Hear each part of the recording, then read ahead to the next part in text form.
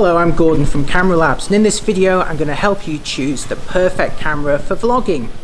Now, I joined YouTube back in 2006, and since then I've been using video to present my camera reviews and photography tutorials, and over those 12 years I've learned a fair amount about what makes one camera great for vlogging and rules another one out completely. So stick around and I'll show you what gear and techniques you need to take your vlogging to the next level. Now, everyone has got different ideas about what makes a great vlogging camera, but for me, the number one feature that it absolutely must have is a screen that will flip forward to face you. This is important because you can see if you're on the frame, you can see if you're in focus, you can see what's going on behind you, if you've got ketchup on your face, if your hair, if you have any, is out of place, or your hat, is it nice and straight. You can also see if you're actually recording. Sometimes it's very easy to press that record button and not actually know until you can see that little red dot in the corner. So once again, that number one feature, a forward-facing screen.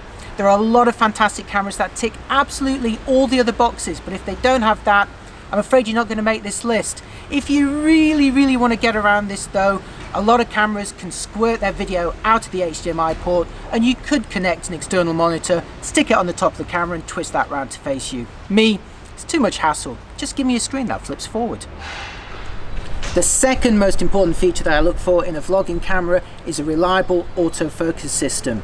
If you're vlogging by yourself, the camera is often out of reach. You can't control it. You need to rely on the camera to keep you in focus, whatever you're doing, wherever you go on the frame. So you want something that's consistent, something that's got good face detection. And also, if you're filming, say, a product demonstration or a tour around something, you're going to be moving in closer or pulling back further away. Again, you don't want to have to worry about focusing. You want the camera to sort that out for you. So I look for one of two technologies, either embedded phase detect autofocus, normally built into the sensor when you're filming video, or if you're buying a Canon camera, look out for one with dual pixel CMOS AF. If you have either of those technologies, you know that your camera is going to do a great job at keeping you or your subject in sharp focus.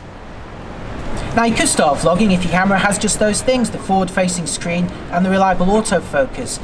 Beyond that though, there's quite a few things you can do to greatly improve your quality.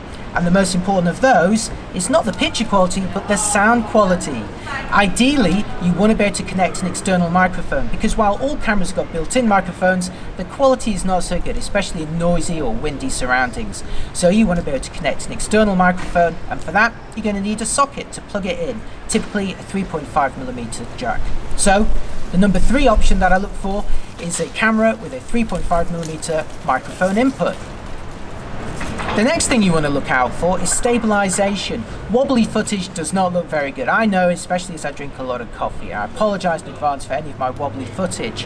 However, there's a lot you can do to greatly improve that.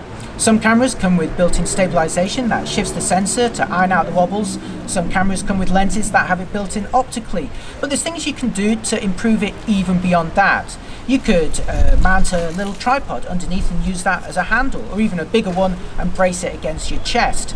Or if you want to become really advanced, you could get a gimbal. This is a special balanced type of handle that keeps the camera very steady, even if you're walking or perhaps even running with it. So if you want to take your stabilization to the next level, look at a gimbal.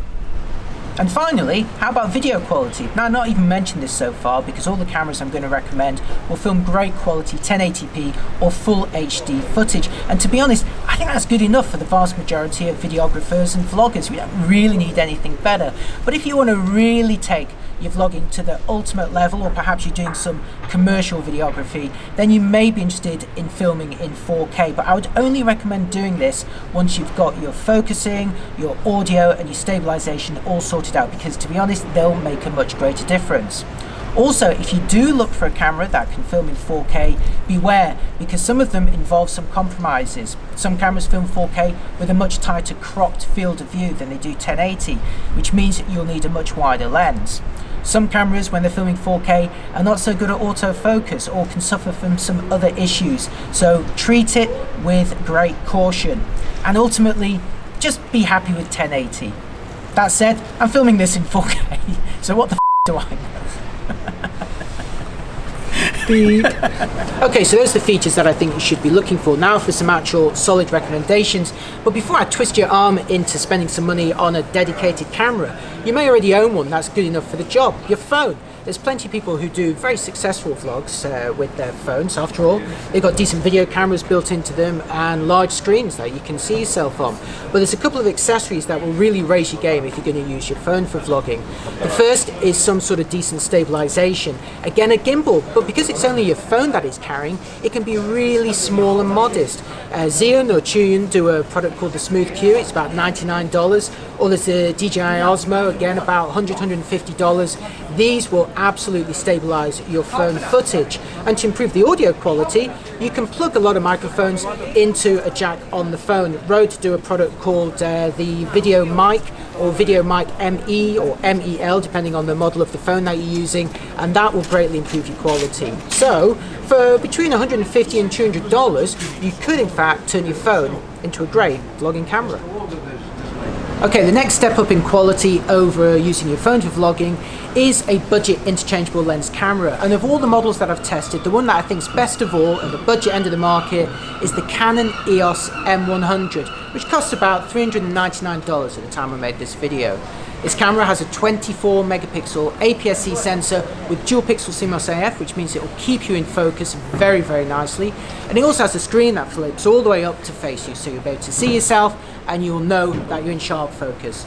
Now at this price point, there's no microphone input. If you really want better quality sound with this camera, consider using something like a Rode Smart Lav. This is a small microphone you would attach to something like your collar or your lapel, and you use your phone in your pocket as a sound recorder. That's a really nice option, again for about $60. But your best budget camera at this price point, Canon EOS M100. Also consider the Sony A5100. Sometimes there's a really good deal on those cameras. Again, both of these will only do 1080, but they do focus confidently, and they do have screens that flip up to face you. Oh, and if you're obsessed with 4K video, then you could look at the Panasonic Lumix GX800 or GX850. It's your cheapest point of entry to 4K video, and the quality is very good, but the focusing isn't quite as good as those other two models. So for me, I'd go for that Canon or the Sony. Next up is the mid-range category, and this is where it starts to get really exciting, because for about $650 to $700, you'll get yourself a camera with a decent sized sensor, confident autofocus, a screen that faces forward, and that microphone input that you need for the better sound quality. Now again, two of the best products that I've tested are both from Canon.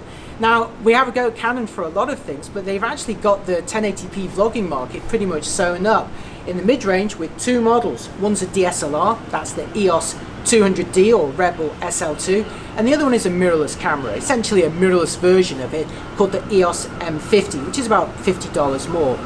So $650 gets you the 200D or SL2. It's a DSLR, 24 megapixel APS-C sensor, dual pixel CMOS AF, so you get the decent autofocus, a fully articulated screen that will flip forward to face you, and a microphone input. Considering you're also getting an optical viewfinder and an optically stabilized zoom lens with that for $650, that is arguably one of your best choices for vlogging. But for an extra $50, so about $699 at the time I made this video, you could get the EOS M50, a smaller mirrorless version, again with a fully articulated screen, microphone input, and that 24 megapixel APS-C sensor with dual pixel CMOS AF, so you get the confident autofocus, the screen that faces forward, and the microphone input. Now the M50 will also film 4K, but as I mentioned before, with some pretty severe restrictions. You've got a very tight crop and you don't get decent autofocus, so forget about that. Consider both of these Canon cameras as 1080p cameras only, and choose them basically on whether you want a DSLR or a smaller mirrorless one. Now beyond this, there are some other companies and products to consider. I'm quite fond of the Fujifilm X-T100, again with a screen that flips forward and fairly good autofocus. It does have a microphone input. It's only 2.5mm, so you will need to use a little adapter to mount a microphone, but I've done that and it works well.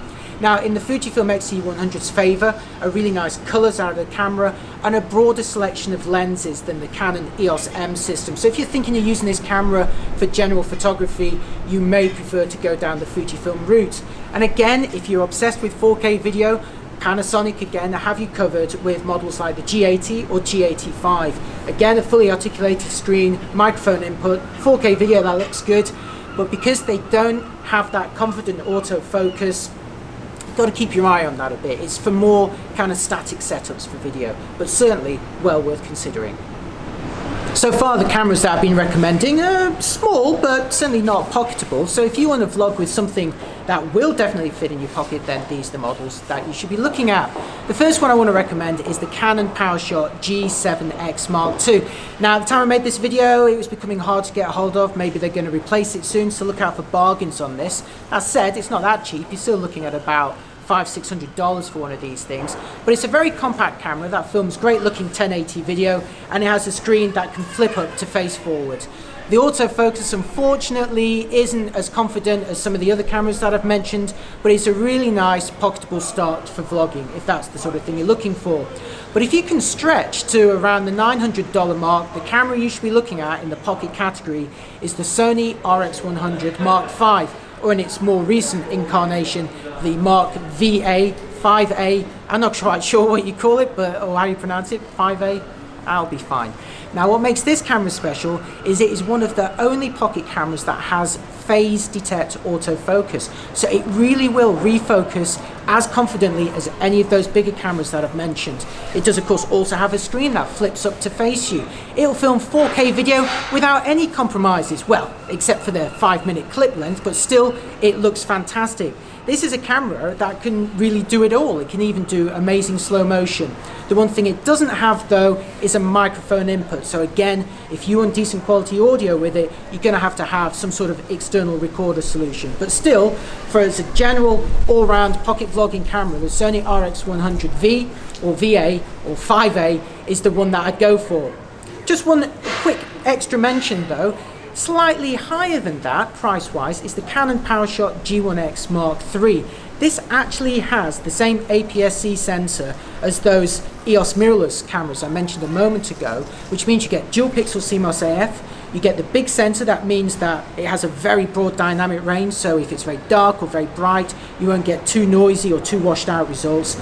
Quality looks amazing on it. Flip out screen, stabilization, still no microphone input, but it does produce really nice results, so it's one that you may want to consider. If you're lucky enough to have over $1,000 to spend, well, that opens up a completely new type of camera, although not necessarily one that's going to be better than those cheaper ones for vlogging. Around the $1,300 to $1,500 mark will get you a Panasonic Lumix G9 or GH5, both of which are your cheapest points of entry if you want to film 4K in 50 or 60p. And these cameras are extremely powerful video, and they also have fully articulated screens, mic inputs, headphone jacks. But unfortunately, as Panasonic cameras, they don't really have that confident phase detect autofocus. Instead, it's contrast based, so they're best used in kind of two-person crews or larger. If you're getting into commercial video shoots though, it is probably your cheapest camera for the best quality. Beyond that, you could go full frame. The Canon EOS 6D Mark II, it's an older camera, it's only 1080p, but it is full frame with dual pixel CMOS AF for decent autofocus and a fully articulated screen for about $1,600. Above that, you've got Canon's EOS R, believe it or not, the only full frame mirrorless camera with a fully articulated screen, but it's about $2,300 and the 4K on it is very, very cropped. So again, I would really steer you back to those cheaper models. There is one other that I do want to mention though, and that's the camera that we've actually ironically used to film this entire video, and that is the Sony A7 Mark III. It's one of my favorite cameras because it produces such good quality footage straight out of camera, and it's got so many good features, including fantastic autofocus, great 4K capabilities, all the inputs that you want. The only thing this camera doesn't have though is a fully articulated screen. So I can't see myself here. Fortunately, I've got Ben here filming for me. Thank you very much, Ben, for doing this video. If you want to check out Ben's own work, go to Ben Harvey Photography. He's got his own YouTube channel, and of course he also did that fantastic video on the Rode VideoMic MEL, which is a product you should go for if you want to use your phone for vlogging. Right, that's it for this video. I hope you agreed with some of it or found some of it useful. As always, if you did, please like, share and subscribe. I know I ask every time, but it really does help the channel grow if you do.